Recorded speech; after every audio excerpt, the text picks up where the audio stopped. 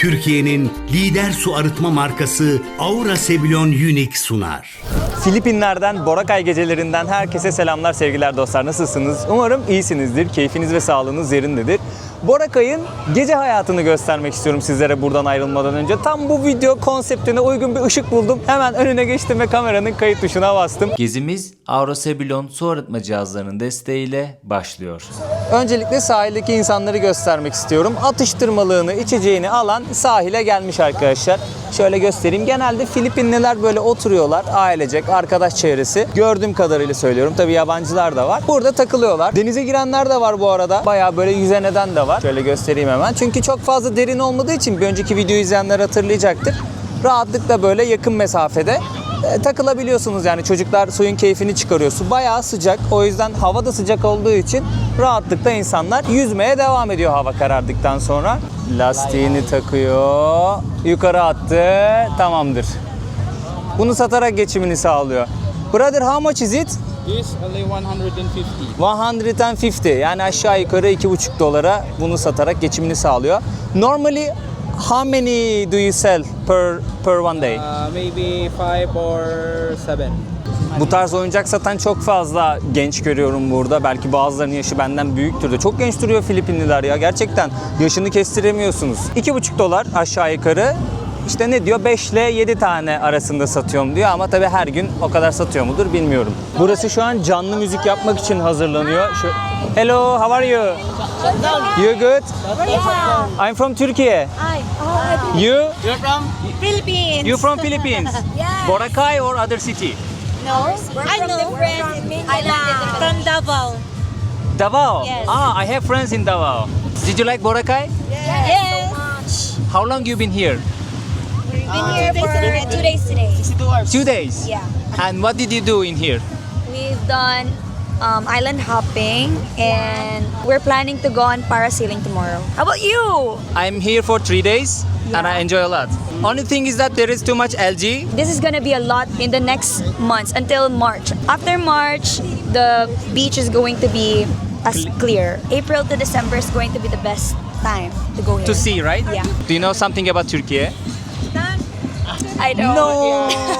Tell me more about your country so we'll know. You heard about Cappadocia? Oh, that's in Turkey. Yes. Also Istanbul. Also Antalya. Okay. If I were to visit one place for in the future, it will be Cappadocia. Is that how you say it? Yes, Cappadocia. Oh, okay. Some people pronounce it differently, right? Yeah, they say Cappadocia. Yeah. But in Turkish we say Cappadocia. But who says in English they say Cappadocia. That's where those hot air balloons are, Yes, right? it yeah. is. It's a beautiful place for honeymoon. Honeymoon? Yeah. I'm Sophia. Sofia, Burak. Burak Durgun. Nice to meet you. Yes. Nice to meet you. Yeah, nice to meet you too. Filipinli bir arkadaş grubuyla tanıştım. Sağ olsun videoma da iştirak ettiler. İşlerinden Sofia konuştu, fikirlerini söyledi. Kapadokya'yı biliyormuş. İleride geleceğini de söyledi. Umarım çok keyif alır, çok eğlenir. Çok sıcakkanlı insanlar Filipinliler. Yani çok rahatlıkla iletişim kurabiliyorsunuz, sohbet edebiliyorsunuz, aralarına dahil olabiliyorsunuz. Sizinle sohbet ediyorlar, yalnız kalmamanızı sağlıyorlar. Ve gerçekten çok açık fikirli insanlar, çok rahatlar, kafa dengi insanlar, anladın mı? Çok rahatlıkla eğlenirsin o insanlarla. Yani böyle hiç olay çıkmaz, kavga gürültü olmaz, bir şeyler olmaz. Güzel insanlar. Ben sevdim Filipinleri ki zaten biliyorsunuz çok fazla Filipinli arkadaşım var. Jasmine'i de, Cezi'yi de buraya geldiğimde ziyaret etmiştim, gördüm. Güzel insanlar ve selam. Şu an bir tane festival dönemindeyiz. Festival haftasına girdik. Belirli haftalarda böyle eğlenceler oluyor. Sokakta müzik yapıyorlar şu an gördüğünüz gibi. Çeşitli müzik aletleri var gençlerin elinde. Müzik yapıyorlar, dans ediyorlar, eğleniyorlar. Çok keyifli oluyor. Gerçekten keyifli oluyor izlemesi.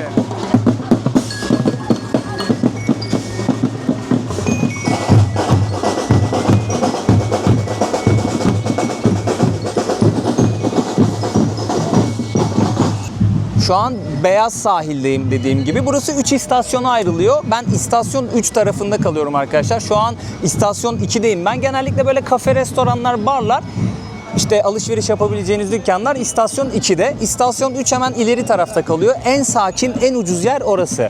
İstasyon 1 de en pahalı yer olarak geçiyor. İstasyon 1'in oraya gittiğiniz zaman ya diyorsunuz ki burası mı pahalı filan. Arka kısmına geçtiğinizde genellikle lüks oteller vesaireler hep o tarafta kalıyor. Ve oradaki restoranlar da biraz daha böyle beyaz sahilin ilerisine gittiğinizde daha lüks restoranları görüyorsunuz o kısımda. İstasyon 2'de genellikle böyle kalabalığın olduğu, insanların vakit geçirdiği bir kısım arkadaşlar. Fiyatlardan bir önceki videoda bahsetmiştim. Gerçekten yani dünyanın öbür ucuna gelip fiyat performans olarak böyle bir tatil yapmak isterseniz Boracay'ı seçebilirsiniz. Gerçekten çok iyi fiyat performans konusunda. Hello brother, how are you?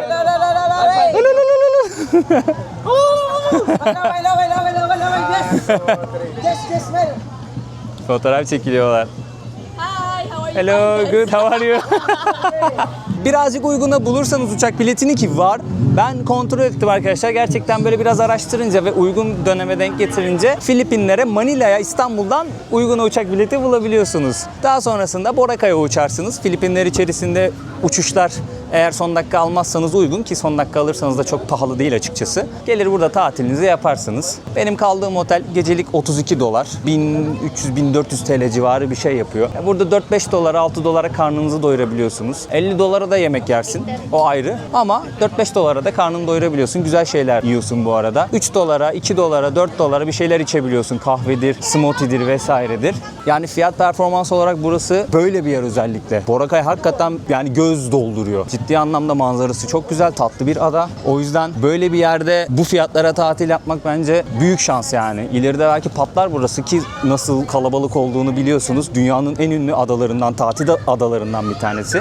O yüzden buralarda olup bu fiyatlara tatil yapabiliyor olmak, gezebiliyor olmak büyük şans bence. Sofia'ya yosunları sordum.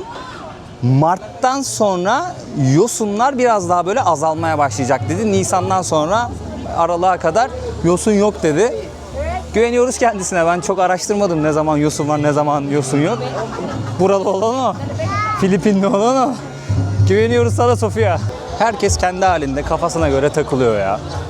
Kimse kimseye karışmıyor. Kimisi restoranda, kimisi sahilde, kimisi yürüyor. Belli başlı noktalarda güvenlik görevlileri var. Hatta belli noktalarda kameralar var. Takip ediyorlar. Burada olay oluyor mu, olmuyor mu? Ama geldiğimden beri hiç öyle bir sıkıntı, olay, mevzu bir şey duymadım. Bilmiyorum. Gerçi ben çok da uzun da kalmadım burada. Buranın yerlilerinden dinlemek lazım. Burada uzun kalanlardan dinlemek lazım güvenli mi değil mi diye. Ama tabii herkesin tecrübesi farklı.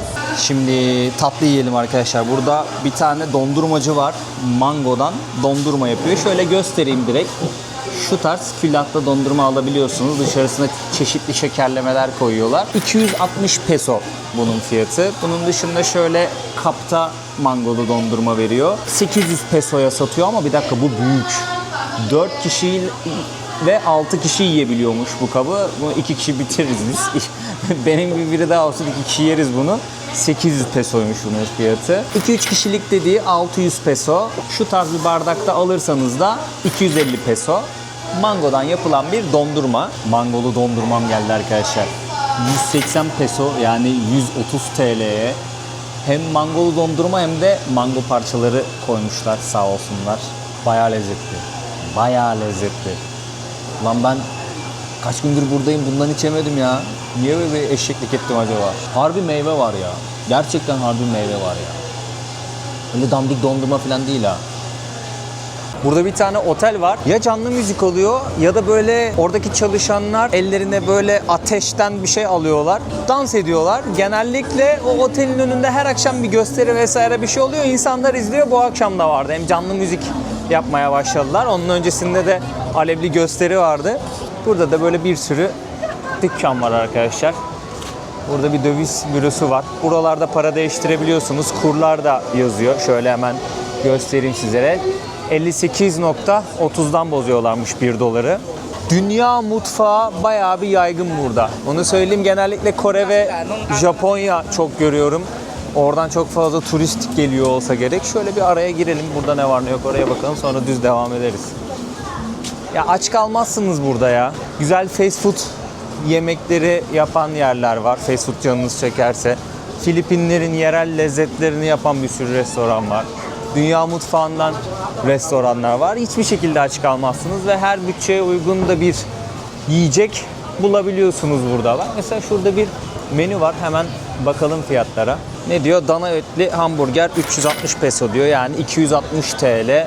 380 pesoya büyük bir tane tavuk hamburgeri var arkadaşlar. 275 TL civarı bir şey olması lazım. Burada yine 280 TL civarında böyle tabakta menüler var. İşte burger steak diyor.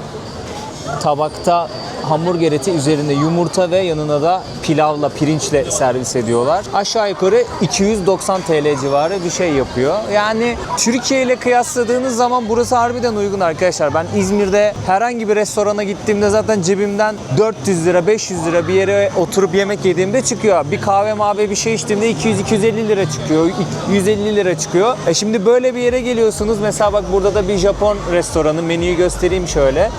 Abi fiyatlar genelde bak 400-500 pesoya karnınızı doyurabiliyorsunuz burada. Yani 400-500 peso dediğin zaman Filipinler'de bir Japon yemeği yediğin zaman 350 TL civarı bir şey yapıyor ya. Ben Türkiye'de basit bir yerde yemek yediğim zaman cebimden 350, 400, 500 TL bir şey çıkıyor. Dediğim gibi bir kahve içiyorum 150, 200, 250 lira bir şey çıkıyor. Bu tarz böyle popüler bir yerde bu fiyatların olması bence büyük şans ya. Bakın Türkiye'deki tatil yerleriyle kıyaslamadım hiç. Yani İzmir'de Alsancak'a gidiyorum, Konağa gidiyorum, bir yere gidiyorum, Karşıyaka'ya gidiyorum. Oradaki yediğim şeylerle kıyaslıyorum. Tatil yerleriyle Bodrum'la, Marmaris'te, Çeşme'yle filan, Alaçatı'yla kıyaslamıyorum hiç.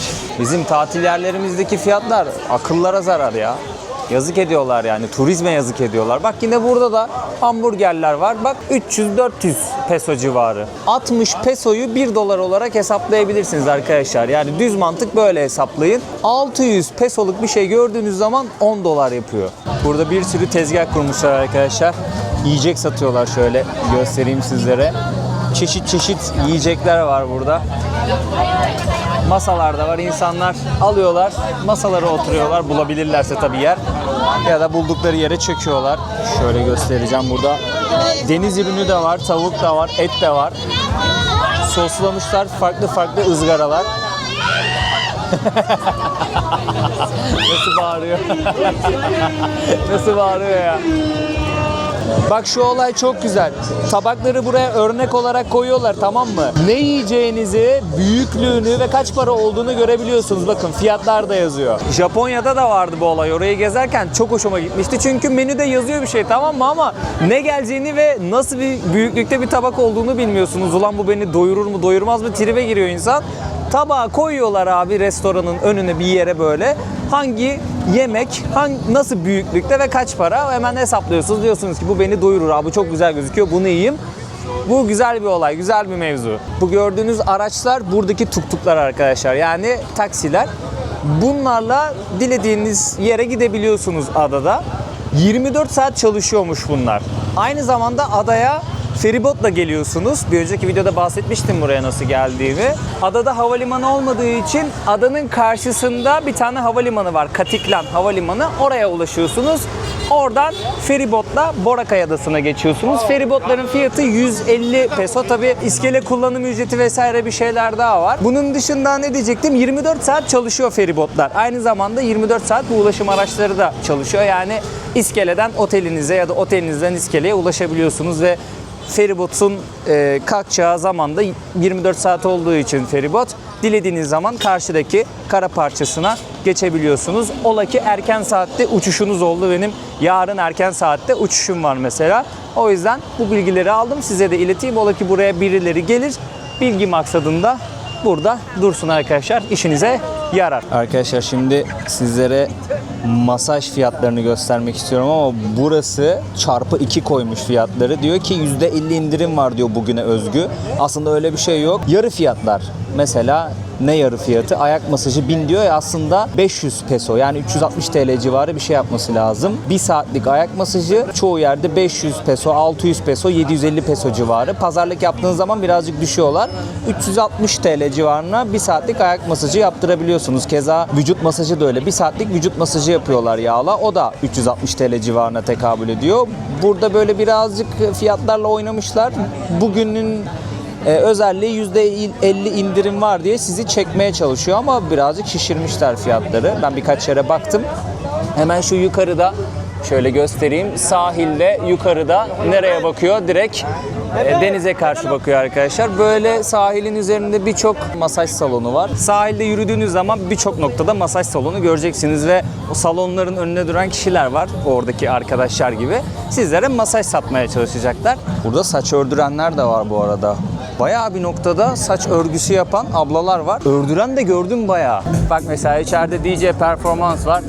Burası gece kulüplerinden bir tanesi. Yine de sakin duruyor. İnsanlar masalarda oturuyor. Belki saat daha erkendir. O yüzden tam anlamıyla eğlence başlamamıştır. Ortam birden nasıl sessizleşti arkadaşlar. Görüyorsunuz değil mi? Şu an sahilin istasyon 3 denilen bölgesindeyim. Burası gündüz de böyle sakin. Akşam da sakin. Gündüz yine bir tık daha bir kalabalık oluyor. Çünkü insanlar denize giriyor bu bölgede. Sakin olduğu için. Ama ilerinin suyu daha iyi. Yani burası bayağı bir yosunlu oluyor. İleride daha rahat yüzülüyor. En azından yosunların nasıl olduğu bölgeleri bulabiliyorsunuz ileride. İstasyon 1 civarında özellikle, hatta onu da geçerseniz. Ama burası genellikle sakin arkadaşlar. Kafe, restoranlar burada da var. İstasyon 3 olarak geçen bölge diğer yerlere nazaran biraz daha uygun fiyatlı. Konaklamada belki restoranlar benzer fiyatlıdır ama konaklama biraz daha uygun bu bölgede. Ben hangi istasyonda kalınır, ne yapılır öyle çok fazla bilmiyordum. Bir tane güzel otel buldum sadece. Baktım yorumları çok iyi. Orayı seçtim. Memnunum da yani. Fiyat performans yeri. Bir şikayetim yok. Sadece internet kötü. O şikayetim var. Benim de işim internette arkadaşlar. Yapacak bir şey yok yani. Bir iş yapıyoruz. Tamamıyla internette göz önüne geliyoruz. Sizlere oradan ulaşabiliyorum yani başka türlü. Ben zaten dünyayı bir şekilde geziyordum. Kolebelik satıyordum. Belirli zamanlarda çalışıp para kazanıyordum. Bir şeyler yapıyordum ama YouTube yapmaya başladıktan sonra on binlerce, yüz binlerce insanlara ulaşmaya başladım. Yeri geliyor milyon izleniyor videolar. Teşekkür ediyorum yani ilginiz için, alakanız için, desteğiniz için. Sizlerin sayesinde bir gelir elde ediyorum. Sizler izledikçe, destek oldukça. Geziyorum. Hem hayalimi gerçekleştiriyorum hem de deneyimlerimi sizlere aktarıyorum. Tecrübelerimi sizlere aktarıyorum. Bilgilerimi aktarıyorum. Sizler bir yandan izliyorsunuz, vakit geçiriyorsunuz. Bir yandan da bu videolardan gördüğünüz yerleri belki de ziyaret ediyorsunuz. Buradaki bilgileri kendi seyahatlerinizde kullanıyorsunuz. Böyle kazan kazan bir ilişki gibi bir şey oluyor aslında. Ama güzel emek verdim yani. 5 seneyi geçti. Bir fiil devam ediyorum yani emek vermeye. Tekrardan destekleriniz için çok teşekkür ediyorum. Bu seneki hedefimi de koydum yani 500.000 abone dedim. Umuyorum ki bu abone sayısına sizlerle beraber ulaşacağız dostlar. O yüzden videoları beğenmeyi, yorum atmayı, bir emoji bile olsa çok büyük destek oluyor, çok büyük katkı oluyor. Çünkü YouTube bizden istiyor bunları. Biz de söylemekle mükellefiz içerik üretenler olarak. Ve abone olursanız, çünkü abone olmak da önemli. İzleyenlerin çok ciddi bir kısmı, belki 10'da 8'i abone değil. 10 saniyenizi ayırsanız aslında hemen abone ola tıklarsınız. Zili açarsınız mesela. Zili açınca ben video paylaştıkça size bildirim geliyor. Siz videoları kaçırmamış oluyorsunuz. Beğeni atmanız, yorum atmanız diğer insanların önüne çıkarmış oluyor videoları. Bunları da biz söylemekle mükellefiz. Bize bu şekilde ücretsiz destek vermiş oluyorsunuz aslında. Yani para vermenize gerek yok. Ne demek bu? Katıl butonuyla kanalıma üye olanlar var, ücretli üye olanlar. Bunu yapmanıza gerek yok. Ya da süper teşekkürle para göndermenize gerek yok. Zaten videolarımı izledikçe, özellikle reklamları en azından bir tanesini bile izledikçe, videoların çok büyük bir kısmını, atıyorum 30 dakikalık videonun en az 20 dakikasını izledikçe ben zaten bir gelir elde ediyorum arkadaşlar. Diğer yollarla kendinize daha fazla maddi yük bindirmenizi istemem. Ne yapıyorsun lan? Bu geceyi ben bitirdim. Sabah erkenden uçağım var. Gideceğim yolu da göstermek istiyorum size. Çok güzel başka bir adaya gideceğiz bir aksilik olmazsa. Bu videonun sonunda o yolculuğumu da sizlere göstermek istiyorum. Sahilden bir ara sokaktan girdim. Yani 2 dakika bile sürmüyor otelime ulaşmam. Buradaki konutların, otellerin arasından kimileri buradaki yerellerin evi, kimileri de buradaki yerellerin otelleri diyeyim. Kalacağım yere gidiyorum arkadaşlar.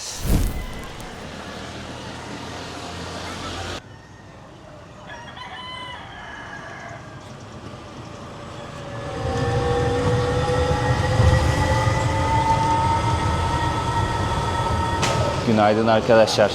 Boracay'dan ayrılıyoruz artık. Limana geldim. Buradan biletimi aldım. Şimdi feribota binip karşıya geçeceğiz. Bilet alırken 2 adım var. İlk adımda terminal ücreti ödüyorsunuz. 150 peso terminal kullanım ücreti var. Vergi gibi bir şey.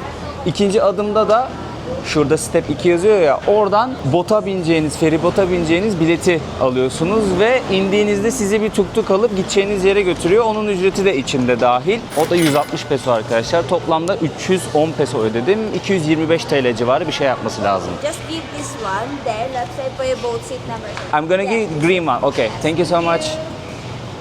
Tamamdır. Şimdi buradan mührü bastı. İçeride sadece şu yeşilden bir parça verecekmişim. Biletimi verdim. Bana feribota binebileceğim bir kart verdi arkadaşlar. Dedi ki sen 10 numara insansın dedi. Ben seni çok sevdim dedi. Al dedi, 10 numara senin olsun. Bu kartı şimdi feribottaki görevli abiye vereceğiz ve kendimize bir koltuk almış oluyoruz aslında.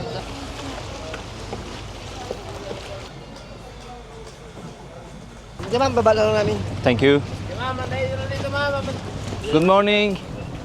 How are you? To airport. Arkadaşlar bunlara tricycle diyorlar. Şimdi çantamızı koyalım. Havalimanına gidelim. Buradan aslında thank you. Buradan aslında havalimanına yürüyerek de havalimanına yürüyerek de gidebilirsiniz. Çok yakın ama ben aslında öyle yapmayı planlıyordum. Bileti verince bana terminalde gidelim bari hızlıdan ya. Birkaç sokak ötede havalimanı.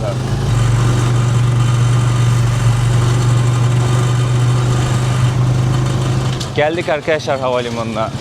Departure burası. Yani siz buradan gidecekseniz bak ne kadar ufak olduğunu göreceksiniz havalimanının. Şimdi arrival başka yerde. Buraya gelince farklı bir noktada iniyorsunuz ama kalkışlar buradan. Check-in'imi yaptım. Güvenlik kontrolünden geçtim. Şimdi kapımın olduğu kısma geldim arkadaşlar. Havalimanı bu kadar. Bakın. Havalimanı bu kadar. Şöyle göstereyim. Bir de bunun gibi bir kısım daha varmış sanırım. Orada da birkaç tane kapı var. Küçücük bir havalimanı. Hemen pistin yanındayız. Şöyle sizlere göstereyim pisti. Arada uçaklar iniyor. Çok net bir şekilde izleyebiliyorsunuz uçakların inişini, kalkışını. Ha bak bir tane inmiş. Yanaşıyor şimdi piste. Bakın bir tane uçak kalkışa geçiyor şimdi.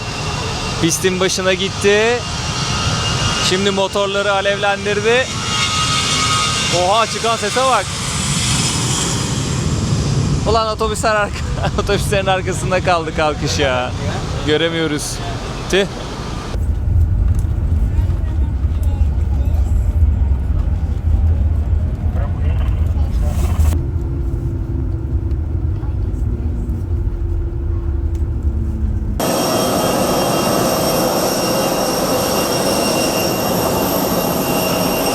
Please keep an eye on your personal belongings at all times. Proceed.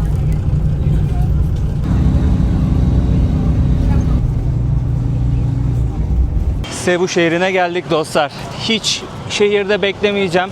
Havalimanından hızlı bir şekilde limanın oraya geldim. Buradan şimdi feribot bileti aldım kendime. Hızlı bir şekilde Bohol adasına geçeceğim. Bileti aldığım yeri de göstereyim. Bir markete gittim de su aldım, içecek aldım, kraker aldım. Burası 1. iskele arkadaşlar. Pier 1 diye geçiyor. Bileti buradan aldım. Hemen şöyle kalabalığı göstereceğim sizlere. 800 peso ödedim bilete. O da ne kadar yapıyor? Yaklaşık 600 lira falan olması lazım. Bileti buradan alıyorsunuz. Hemen şu sağ tarafta biletinizi alıyorsunuz. Firmanın adı Ocean Jet. Bunun internet sitesi de varmış. İnternet sitesinden de alabiliyormuşsunuz. Hemen şuradan girişimizi yapalım. 20 dakikaya kalkacak. Deli bunlar ya. Vallahi deli bunlar.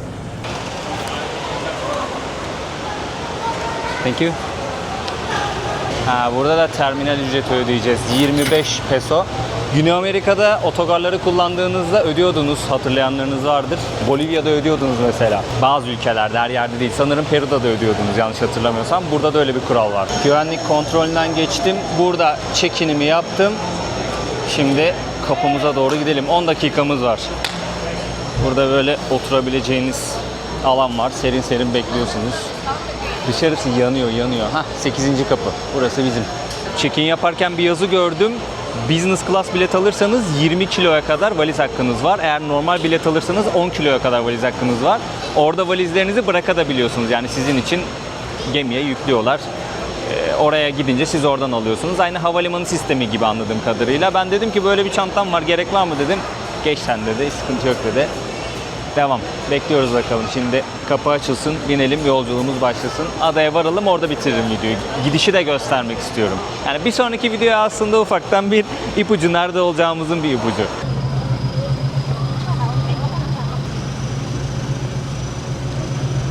Biletinizde oturmanız gereken koltuklar yazıyor benim. 15'te.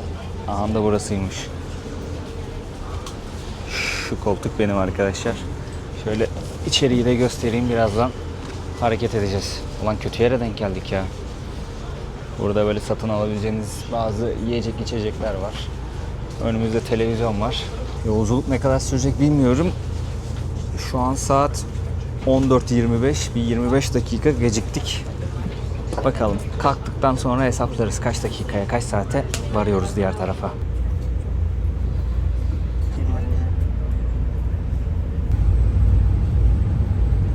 Dostlar, yolculuğumuz 1 saat 55 dakika sürdü. O kadar kötü bir yere denk geldi ki koltuğum. Yani dümdüz duvarı izledim. Ayağa kalkmaya izin vermiyorlar. Sadece tuvalete gitmeye izin veriyorlar vesaire. Her neyse böyle biraz gözümüzü kapattık. Bir şekilde yolculuk geçti. Şimdi Bohol Adası'na vardım. Artık ben burada videoyu bitireceğim dostlar. Kendinize iyi bakın. Bir sonraki videoda görüşmek üzere. Videoyu beğenmeyi, yorum atmayı ve kanala abone olmayı unutmayın lütfen. Bildirimleri açarsanız da ben video paylaştığımda haber gelecektir size. Videolardan haberdar olacaksınızdır, kaçırmayacaksınızdır. Görüşmek üzere. Türkiye'nin lider su arıtma markası Aura Sebilon Unique sundu.